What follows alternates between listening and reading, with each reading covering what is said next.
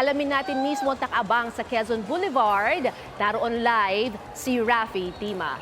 Rafi, kamusta dyan sa iyong kinilalagyan? Lala, itong kahabaan, itong ating kinilalagyan, itong Quezon Boulevard ay pintura ng palengke sa dami ng mga nagtitinda ng samot-saring mga paninda mula pagkain, pati mga souvenir, t-shirt, tuwalya, pati ng mga gamit sa bahay. Lala, nandito na. Magkakahalo na itong mga debotong nagpapahinga habang hinihintay itong andas ng Poong Nazareno na makadaan. At itong mga mukhang narito lang para mamili. At enjoy naman, Lala, yung mga nagpapahinga dahil at least marami silang mapagkukunan ng pagkain at maging inumin. Meron din mga grupo na namimigay ng libreng pagkain. Ito na raw yung kanilang panata para sa Poong Nazareno. Namimigay sila ng libreng sandwich at pati na lugaw para sa mga gustong kumain, lalong-lalo na itong mga debotong kaninang madaling araw pa ay sumusunod dito sa andas ng Poong Nazareno. Rafi, Nakita nakatent na dito sa ilalim ng underpass nitong Quezon Boulevard. Ito rin yung mga nagpapahinga na naghihintay para sa pagbalik ng Poong Jesus Nazareno dito sa may Quiapo Church maya-maya. So nagre-recharge lamang daw sila dahil galing din sila doon sa Quirino Grandstand kaninang madaling araw. So nakatenta sila dito sa ilalim at hinihintay. Pagkasapit ng gabi, sila naman daw pupunta na naman dito sa may Quiapo Church para makalapit dito sa andas ng Poong Nazareno. Yan po rin ang latest mula dito sa ating kinaroroonan, Lala. Rafi, nakikita ko dyan yung ibang mga deboto nagtatapon o naglalagay ng mga tubig o binubuhusan ng tubig yung ilan. Sobrang init ba ngayon sa lugar na yan, Rafi? Malinsangan, Lala, dahil makulimlim naman yung panahon. Hindi naman sobra yung tingkad ng araw, pero malinsangan yung panahon. Kaya medyo mainit, pero nakakabilib nga dahil yung mga karamihan sa mga narito ay mga nakayapak. Bagamat mainit yung asfalto. Kaya marami sa kanila ay nagpapahinga na lang muna dahil yung kanilang dinaanan daw kanina ay mas mainit pa kaysa dito. So mas nai-enjoy na nga daw nila dahil shaded itong area, lalo na dito sa mga naglalakyang gusali dito sa Quezon Boulevard. Shaded itong area na ito kaya mas okay na raw ito habang sila yan nagpapahinga. Rafi, Narito nakikita... rin, Lala, yung nakastandby yung ibang mga team na nag-aantabay kung merong re-respondihan sila. Dahil dito medyo maluwag pa ng konti, relatively maluwag dahil medyo nakakalakad pa kami, pero pasikip na ng pasikip habang ikay palapit dito sa may Quiapo Church, Lala. Oh, Rafi, nakita natin yung andas, parang nakatigil eh. Ito kasi kaninang umaga sa monitoring natin, tumitigil talaga sila para pagbigyan yung ating mga deboto, kahit pa sinasabi na ayaw nga munang magpasampa, di ba? Bawal muna, meron ilan na talaga nagpupumilit at pinagbibigyan. Ito ba, nakikita natin may mga sumasampa. So bahagya lang siyang gumagalaw dahil pinagbibigyan ba ang mga deboto o may problema rin sa paggalaw ng andas ngayon, Rafi? Hindi natin tanaw, Lala, yung andas, pero I would surmise ganun nga nangyayari. Pero may mga areas kasi lalo na kapag nandun na sa may masikip na lugar na talagang nagkakaroon ng imbudo.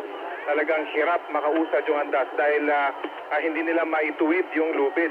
Yung lubid na humihila sa andas, yun kasi ang paraan para umandar itong andas. At hanggat hindi ito na itutuwid, yun ang nagiging problema. At kuminsan pumupulupot pa nga, di ba, sa ibang mga deboto. So yun ang nagiging problema, lalo na sa mga palikulikong bahagi nitong ruta. Kung kaya't talaga tumitigil. Pero kuminsan, kapag napausad naman, mabilis yung usad bigla. So, ganun yung nangyayari kapag ganitong masisikip na yung dadaanan nitong andas, Lala. Rafi, kanina rin may mga deboto tayo na pasalubong kung nasaan yung andas. Kaya naging problema rin yon, kaya napabagal dahil yung dami ng tao nagsasalubungan at humahara. Diyan sa lugar mo, may ganun ba na nangyayari? Oo, Lala, expected na yun. Marami tayong nakikitang ganun lagi dahil karamihan sa mga deboto na nandito ay nakaabang lamang. Nandito sila sa may gilid ng kalsada at kapag papalapit na itong andas ay tatayo na yung mga yan at sasalubungin na itong andas para sila ay makalapit. Una, makahawak doon sa lubid at yung mga gusto namang sumampa ay makasampa lalo na doon sa may likurang bahagi nitong andas kung saan nandun yung bahagi ng cruise.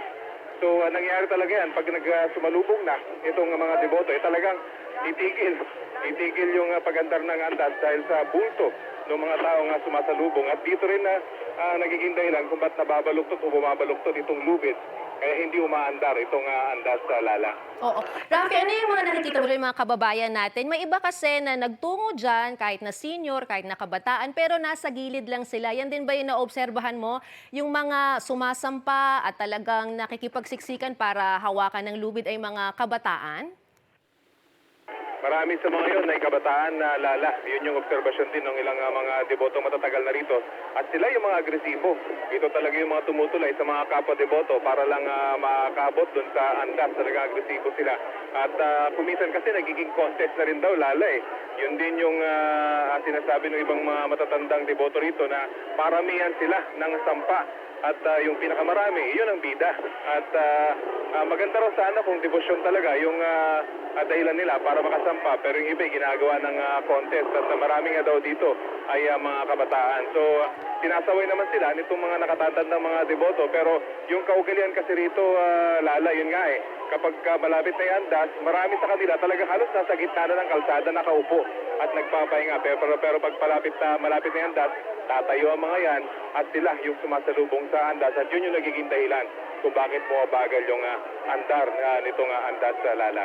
Yan nga, Rafi, ang ating inaantay dahil nung nakaraan umabot ng 20 hours and 45 minutes. So hindi natin alam, nasa Quezon Boulevard pa lang, ilang oras kaya ang ating aantayin? Meron bang pagtansya dyan ng mga tao o mga pulis na nakita mo, Rafi? Naku, may kinausap ko kaninang deboto, Lala, wala raw talagang makakatansya. Lalo na kung nandito pa lang yung andas dahil marami pa siyang paikot-ikot na susungin. Lalo na yung mga pagmasisikip na talaga at paliko-liko, Lala, hindi mo rin masasabi na pwedeng bumagal doon dahil minsan ay napokontrol din yung mga deboto at biglang bibilis yung andar. So talagang hindi mo masasabi, Lala, kung hanggang ilang oras itong andas sa kanyang pag-usad dahil nga napakaraming taong gusto malapit dito sa may andas at mahawakan man lang yung lubid at yung iba ngayon talaga ay makasampa kahit na dinidiscourage na sila ng mga ihot Lala. Dito sa monitoring namin, Rafi, nakita namin yung andas parang napapatigil siya. Tanaw mo ba dyan yung kung nasan ka ngayon? Pinipilit kong tanawin pero nakikita ko lamang yung reaksyon ng mga tao na malapit dun sa andas. Ganun kakapal na ito. Medyo nasa may makapal na bahagi na ako ng mga tao kahit ang hirap ng umusad. So tinatanaw ko lang kung bakit nga napatigil. Pero ang dahilan yan, posible dahil nagkaroon na ng imbudo. Talagang hindi na makausad. At kung papansinin natin, kapag nakita natin yung linya ng mga tao, ito yung in-straighten up nila, Lala, yung lubid. Dahil hanggat hindi ito na itutuwid, hindi talaga uusad itong andas, Lala. So kapag hindi na ituwid ito, talagang babagal at babagal yung pag-usad ng andas, Lala. Okay, maraming salamat sa iyo, Rafi Tima.